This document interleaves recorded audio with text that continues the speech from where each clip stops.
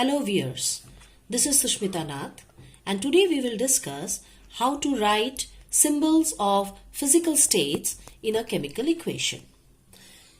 You know that when we write a chemical equation, we have the reactant side and the product side, which give us some information about that chemical reaction. That is, what all things are reacting and what product is being formed.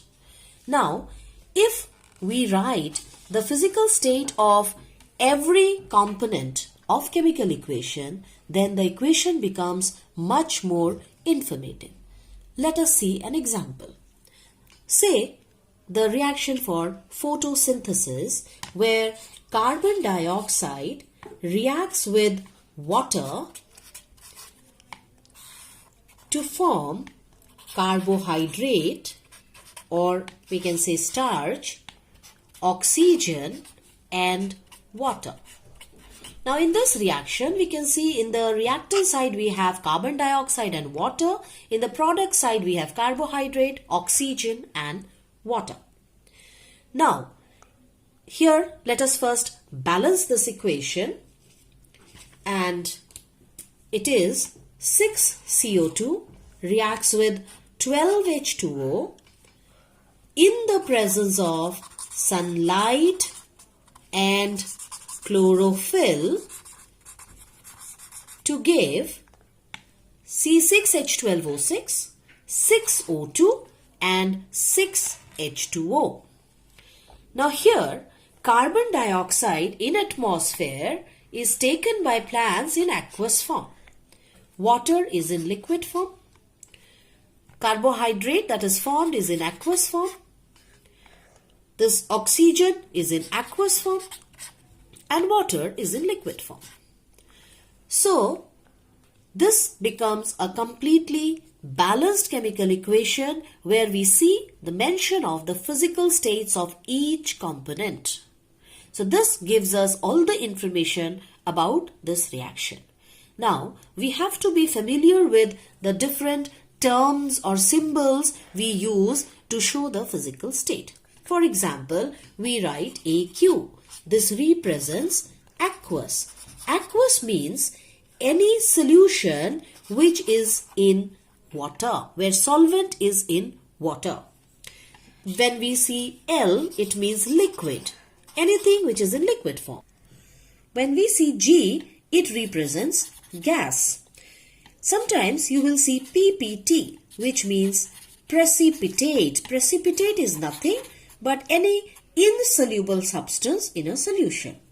You may see S, which shows solid state. Then sometimes you can see an arrow which shows upward. This means in this reaction gas is evolved, gas is given out, and generally this symbol you will see in the product side. You may also find an arrow which is showing downward. That means gas is involved, gas is added. So this is generally seen in the reactant side.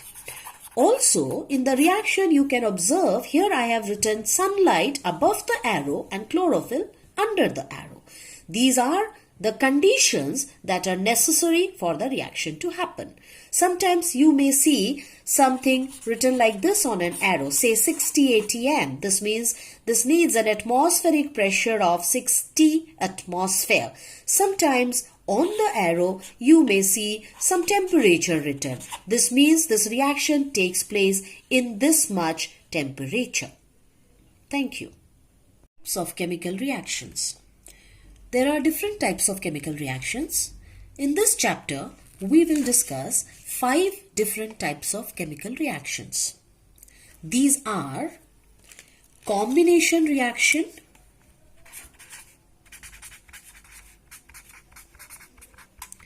decomposition reaction,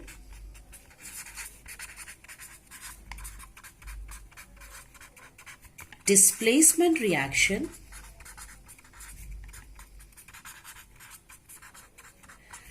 double displacement reaction,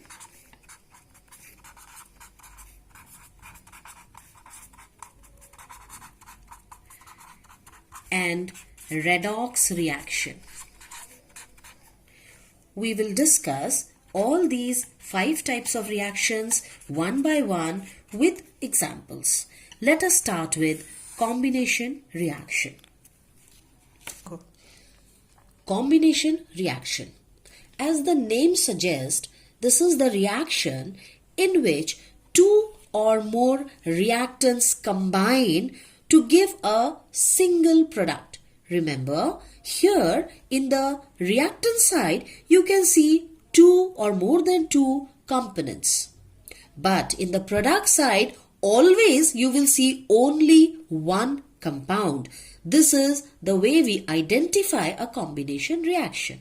For example, magnesium burns in oxygen or reacts with oxygen to give magnesium oxide. So here you see 2 Mg plus O2 gives 2 MgO. So we have 2 items or 2 components in the reactant side, but only one compound in the product side. This is an example of combination reaction.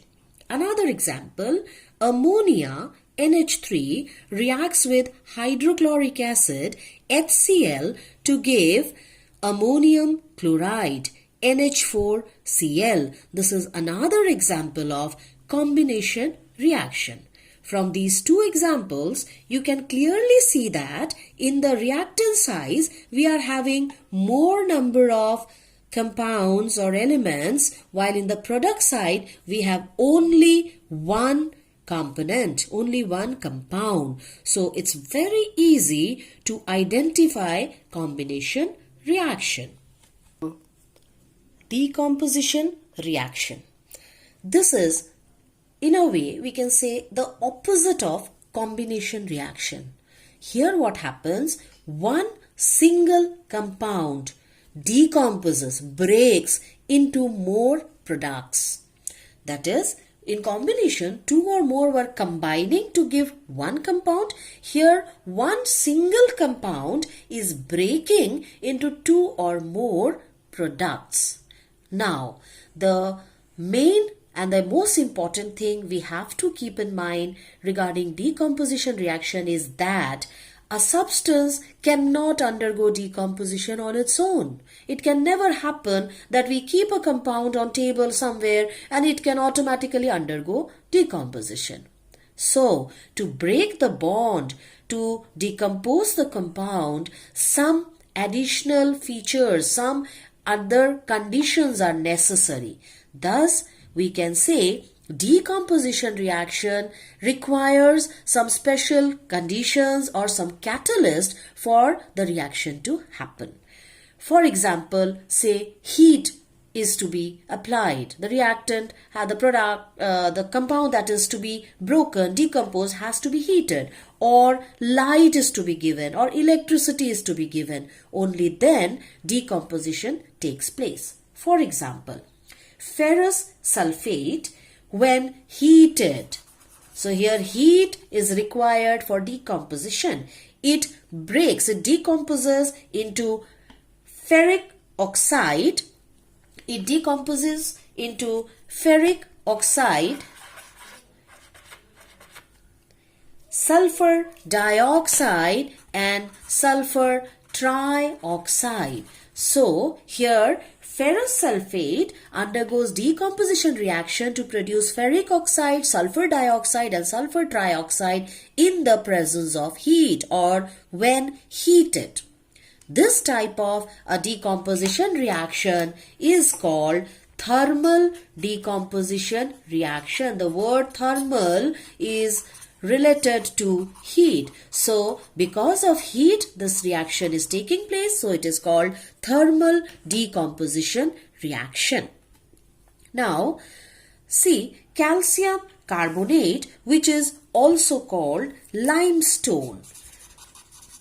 This limestone, when heated, it undergoes decomposition reaction and it breaks into calcium oxide or quicklime and carbon dioxide. So this is another example of thermal decomposition reaction.